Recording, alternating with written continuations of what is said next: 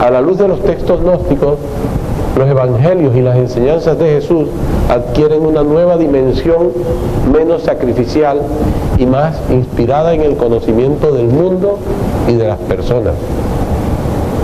Nuestro trabajo de hoy consistirá en mostrarles a ustedes que existe otra interpretación de las enseñanzas de Jesús y que su doctrina propone una transformación radical de la especie humana.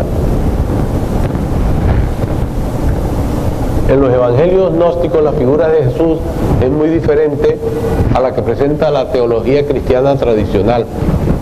Por ejemplo, desde la perspectiva gnóstica, para Jesús el origen del pecado, del dolor y del sufrimiento radica en la ignorancia, en no saber entender por qué las cosas ocurren y no en un supuesto pecado original.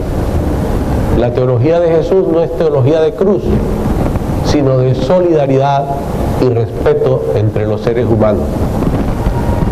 Desde la perspectiva gnóstica, Jesús no planteó que Dios creó un mundo perfecto, que el pecado corrompe, sino que Jesús plantea que la libertad individual de los hombres tiene la capacidad de perfeccionar o empeorar una creación que no es absolutamente perfecta. Basta observar la realidad universal para darnos cuenta que esa es una verdad. Durante 1000 años, estas escuelas cristianas dogmáticas formulaban que la Tierra era el centro del universo. Y durante 1000 años eso era verdad porque era palabra de Dios. La Tierra es el centro del universo, Dios la creó y todo lo demás gira alrededor de ella. Cuando Galileo denunció eso como una mentira, porque los descubrimientos científicos lo habían llevado a concluir que la Tierra era un planeta que giraba alrededor del Sol junto con otro conjunto de planetas, fue declarado hereje. Estaba contra la palabra de Dios. Quería engañar con sus artes perversas a la humanidad. Era una persona diabólica. ¿Y quién tenía la razón? Pues 1600 años después del pensamiento único, la historia ha descubierto unos libros que terminarán mostrando al mundo que así como Galileo no era el hereje, ni el mentiroso, ni el engañador, la historia terminará demostrando lo mismo respecto de los gnósticos cristianos.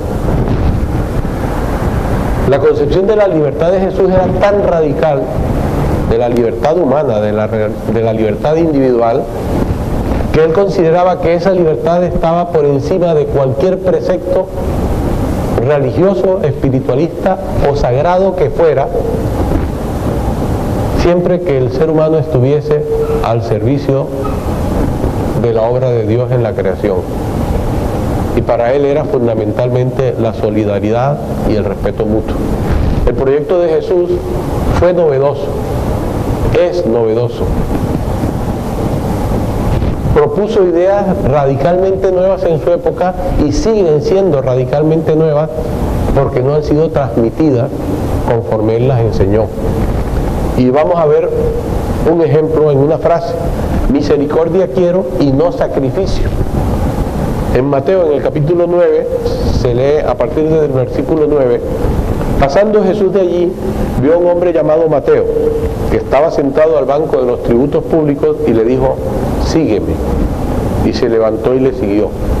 Y aconteció que estando él sentado a la mesa en la casa, he aquí que muchos publicanos y pecadores que habían venido se sentaron juntamente a la mesa con Jesús y sus discípulos.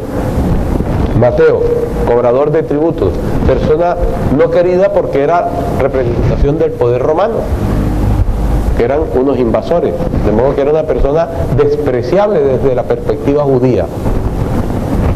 Publicanos y pecadores, despreciados por el judaísmo ortodoxo, que consideraba que los pecadores no eran personas dignas porque no vivían bajo la guía de Dios.